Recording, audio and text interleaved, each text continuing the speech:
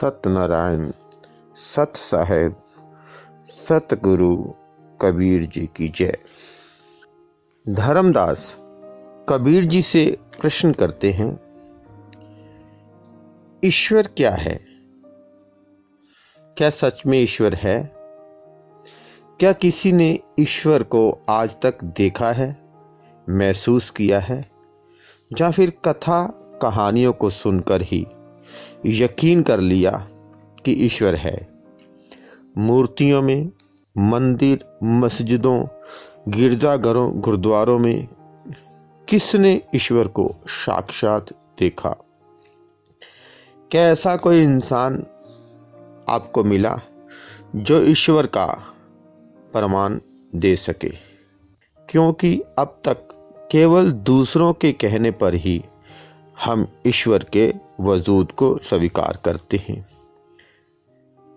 किंतु जरा सा कष्ट आने पर हमारा विश्वास ईश्वर पर से डोल जाता है, क्योंकि हमने कभी खुद ईश्वर का अनुभव नहीं किया होता। अब सवाल उठता है, ईश्वर को अनुभव कैसे किया जाए? आज हम इस पर विचार करते हैं। कबीर साहब फरमाते हैं, पहली कक्षा में पढ़ता बच्चा अपने अध्यापक की परीक्षा कभी नहीं ले सकता। इसी तरह जिज्ञासु ईश्वर के बारे में खोज तो सकता है, किंतु उसकी बुद्धि वहां तक नहीं पहुंच पाती। बच्चा अपने अध्यापक की परीक्षा क्या लेगा? उससे बड़ी बड़ी क्लासों के सवाल कभी नहीं पूछ सकता। वो केवल अपने अध्यापक के कहे अनुसार पढ़ाई कर सकता है। क्या कभी किसी अध्यापक ने अपने छात्रों को स्कूल की परिक्रमा या टीचर की सुबह शाम पूजा अर्चना करने को कहा है? कभी नहीं। क्या ऐसा करने से कोई छात्र परीक्षा पास कर सकता है? कभी नहीं। सवालों के जवाब मिल सकते हैं? कभी नहीं। तो फिर एक जिज्ञासु को ऐसा करके ईश्वर का अनुभव कैसे हो सकता है? जैसे अध्यापक द्वारा दिए पाठ्यक्रम को पढ़कर अभ्यास करके अपने अंदर उस विद्या को जागृत किया जा सकता है, उसी तरह गुरुओं द्वारा दिए नाम भजन को लगातार जप करके, ध्यान करके उस ईश्वर का अनुभव किया जा सकता है। केवल समाधि द्वारा ही उस साधना को सिद्ध किया जा सकता है। जैसे एक अनपढ़ व्यक्ति किसी भी भाषा को नहीं पढ़ सकता, उन भाषाओं को पढ़ने की ताकत उसके अंदर भी थी, किंतु वो अनपढ़ ही इस दुनिया में आया और अनपढ़ ही इस दुनिया से चला गया, क्योंकि उसने उस विद्या को जागृत ही नहीं किया।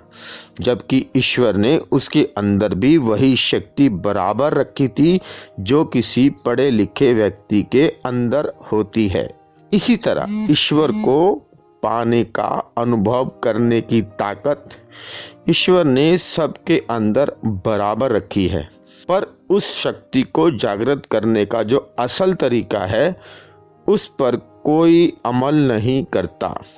जैसे स्कूल की परिक्रमा करने से, अध्यापक की पूजा करने से छात्र पास नहीं हो सकता, वैसे ही बाहरी कर्म कांड हमें ईश्वर से कभी नहीं मिला सकते। दूध के अंदर पनीर, मक्खन, घी होता है, किंतु नजर नहीं आता। लकड़ी के अंदर आग होती है, किंतु नजर नहीं आती। नजर कब आती है? जब हम सही तरीके से उसका इस्तेमाल करते हैं। उसी तरह मनुष्य के अंदर ही ईश्वर है, किंतु हम उसे मंदिर, मस्जिदों में खोजते रहते हैं, फिर कहते हैं ईश्वर है ही नहीं। कबीर साहब फरमाते हैं, रोज सही तरीके से ध्यान करने से ईश्वर का अनुभव होने लगता है। सारा संसार ईश्वर का बनाया हुआ है और हम उस ईश्वर से ईश्वर को मांगने की जगह उसकी बनाई हुई वस्तुएं मांगते हैं।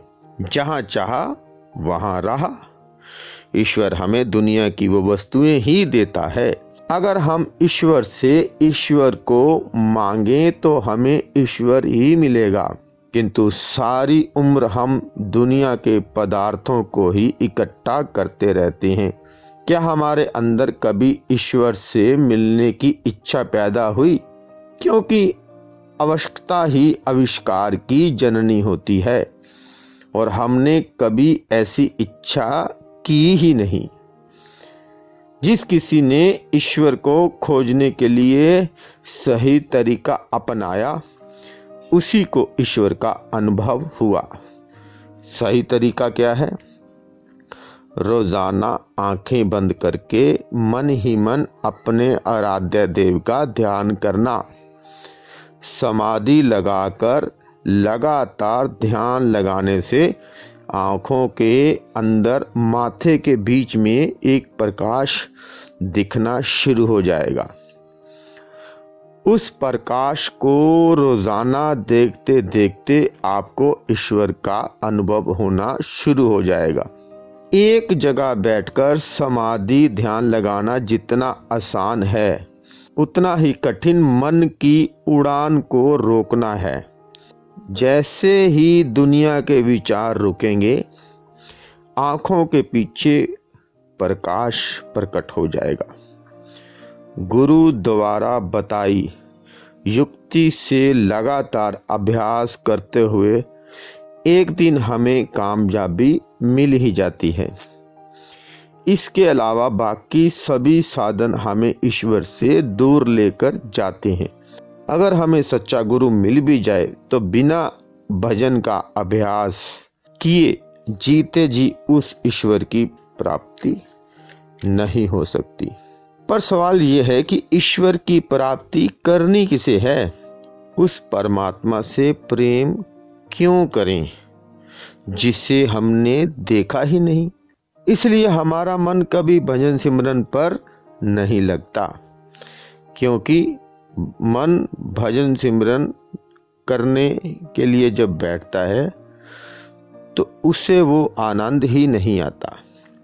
मन को आनंद तो दुनिया के खेल तमाशों में आता है। इसलिए ये दुनिया का सबसे कठिन काम लगता है। अब इस कठिन काम को आसान कैसे किया जाए? कबीर साहब फरमाते हैं, हमारा शरीर और मन आदतों का और माहौल का गुलाम होता है। शरीर को जैसी आदत पड़ जाए और मन को जैसा माहौल मिल जाए, वो उसी में ढल जाता है। 4 दिन शराबी के साथ रहो, शराब पीने की आदत पड़ जाएगी। 4 दिन जुआरी के साथ रहो, जुआ खेलने की आदत पड़ जाएगी। इसलिए हमेशा अच्छे लोगों की संगत में रहो। संतों महात्माओं के सत्संग को सुनो। शुरू से ही अपनी आदतें ऐसी बनाओ जिस मार्ग पर आपको चलना है। फिर आगे चलकर सब आसान हो जाता है। मुश्किल से मुश्किल काम भी आसान लगने लगता है। जैसी आपको आदत होती है उसी हिसाब से हम उस काम को करने लगते हैं। ये सब अपने आप ही होता जाता है। इसके लिए अधिक कोशिश नहीं करनी पड़ती।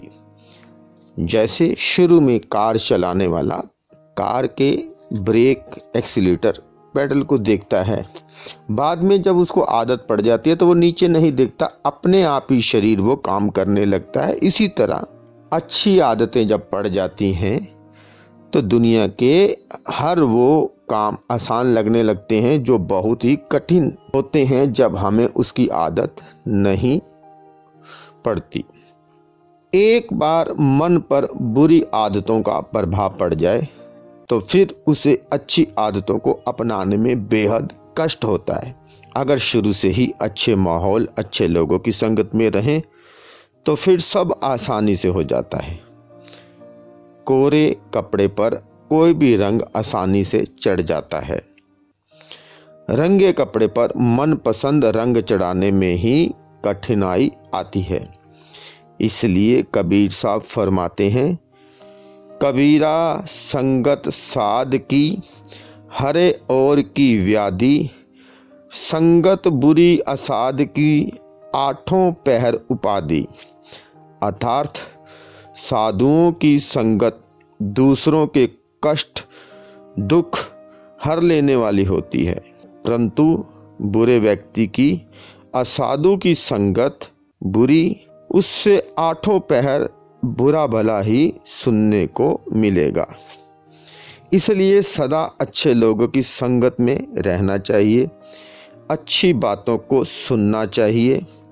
इससे जीवन में रूहानी तरक्की आसान हो जाती है। आप जैसे माहौल में रहेंगे, उसी माहौल का प्रभाव आपके मन पर पड़ेगा। शुरू से ही अच्छे माहौल, अच्छी बातों को सुनिए। रूहानी तरक्की में इससे आपको बहुत मदद मिलेगी। सत्यनारायण सत साहिब सतगुरु कबीर जी की जय।